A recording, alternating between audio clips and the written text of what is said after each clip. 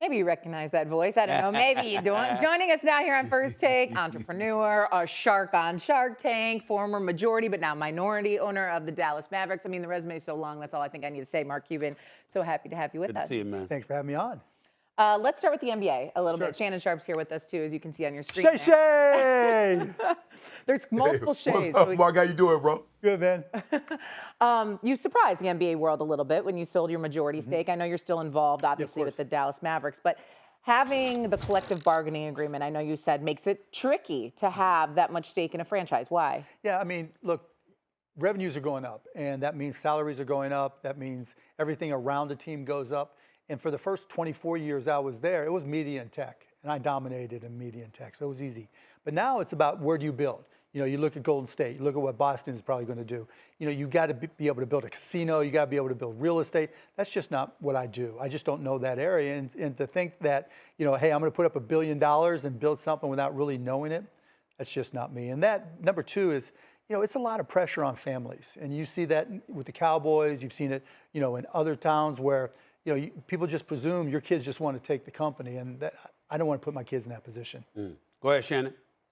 Mark, that's what I was going to touch on, because when I sat down with you in Dallas for Club Shay Shay, and for people that didn't see that, I asked you that very question, and you said you didn't want the pressure or the burden on your kids to feel like they had to.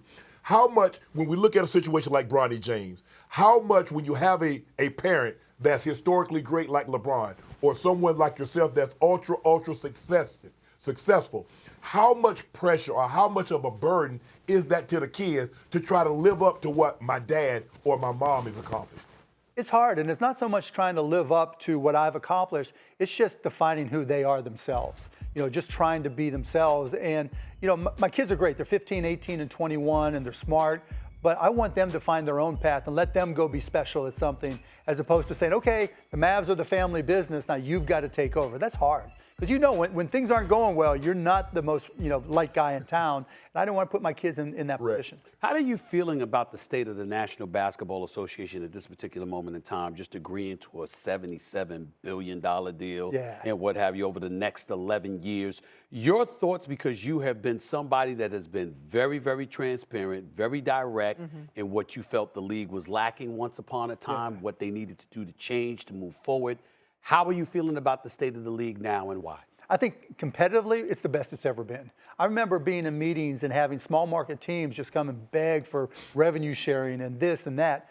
Now everybody's competitive, and there's going to be teams that tank for Cooper Flag, and so that might not work as well as the NBA wants. But still, I mean, there are a lot of really good teams. It used to be back in the day, like you have Dirk, you bring in Jason Kidd, you can win 60 games. Now it's hard for teams to win 60 games, and it's not unusual if no one does. So I think the competitive balance is great. In terms of the economics, we still have to deal with the fallout of Bally's basically going out of business. Like the Mavs lost a huge contract, and there's no way you replace that revenue unless you have real estate or other sources. And so how that impacts the actual cap next year, even with the the big TV deals kicking in, is going to be interesting. I don't think the cap's going to jump nearly as much as people expect. Okay, you talk about competitive teams. You made the Dallas Mavericks even more competitive. We add Klay Thompson in the offseason. How do you think he's going to fit in with Kyrie and Luka? Great. Now, he hasn't had the benefit yet in the preseason of having Kyrie and Luka out there at the same time, but that takes all the pressure off of him. And, you know, either one of them can get the ball to Klay anywhere he wants. And that's going to give him a lot easier shots. And, you know, catch and shoot, he's one of the best ever. So having that added to our arsenal, I think is going to really help us. Go ahead, Shannon. Mark, you mentioned NBA is growing. You got expansion on the horizon. The biggest day of the year for you really is Christmas Day. And now you're going to have to share it with the NFL. Did you call Roger and say, Roger, come on now. Y'all got all these days. Just let us have this one. That's okay. I mean, look, we all look at television as the end-all be-all for ratings and everything, but it's not. You know, when you look at what's happening with kids, the end-all be-all is social media. And Shay, who dominates on social media? Just tell me, Club Shay Shay. NBA. The NBA dominates. It's not even close. It's not even close. Look at the impact on the talent level. Kids now, like when we were growing up, you played ball, you maybe saw a game on the weekends. Now kids, like my son, my 15-year-old, every move from every player, he's getting on social media.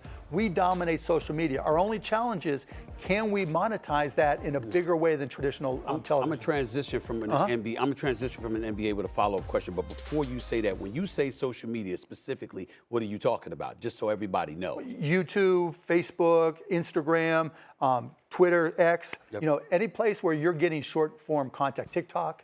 All those places. I just wanted to make sure you wasn't prioritizing one over the other significantly. No, That's no, it's all okay, the same. No problem. Let me transition because if I remember reading the reports correctly, this is it for you with Shark Tank. This is your last year. Why'd you make that decision? Why you decided that the television personality that you are, you know what, you're just going to fade away from all of that? Sometimes the goat got to go on to bigger and better things. Right. No, I love doing Shark Tank. It's a great show. It inspired how many millions of entrepreneurs, and that's a beautiful thing. But we film in June and we film in September. And what happens in June? My kids are getting out of school. What happens in September? They're going back to school. And I was missing all those moments. And now they're 15, 18, and 21. And they tell my wife and I what our schedule is, right? And we have to fit to them. And so I just wanted more time with the family. And I'll do updates and help them all I can, but it was time. But I think you could be a shark, Stephen. What? I love this. I think you should come on Shark Tank and just be a guest shark and see what happens. I'll do it. Okay. If they invite me, I'll show them what. I mean, ain't no problem with that. Hey, Mark. I could be a guppy with my money. I ain't no shark. I could be a guppy. Yeah, I know you could have been a shark, but you kind of messed up on, you know, I remember. All right. I don't mind. I'd enjoy it. Great. I'd enjoy it. No question. Okay, so we've sorted that out. Now let's tease this upcoming season of Shark Tank a little bit. Can you tell us a little bit about your favorite pitches? Yeah, actually, there was one toy that came on that could be the toy of the Christmas season. Oh, tell me. I can't tell you about the whole thing because you got to watch, right? Okay. But this is a thing where I looked at it, I was like, this is the best thing I've ever seen. I want one for all my kids. I want one from nieces, for nephews.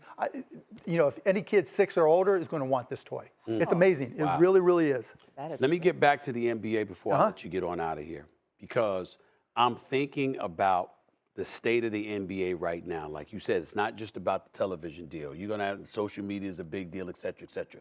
Any concerns you have, load management, player participation, the way players are promoting the game, the way the league promotes the game, any concerns moving forward as we get ready to embark upon this season? That's a great question. I think when we get into the regular season, there's going to be a lot of feedback, not all positive, about having to jump from platform to platform to platform to watch. Right. And, you know, which streaming service is it on and when, and, you know, what about my local streams? And, you know, that's changing, like I said, with Bally. So I think there's going to be some fan concern there that the NBA is going to have to be really proactive in educating people on where to get their favorite games.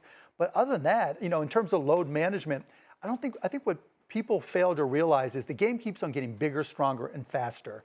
And it's just brutal on the guys' bodies, and you can't just expect them just, you know, because the schedule is here, their bodies. So you're cool with somebody like Joel Embiid coming out and saying, you ain't going to see me on back-to-back? As long as that second game is a back-to-back against the Mavs, I love it. Fair enough. I can't help myself. Are Hoosiers going unbeaten this year? Let's go, Hoosiers!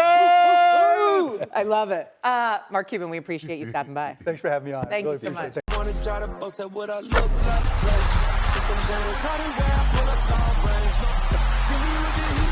fire. It's NBA,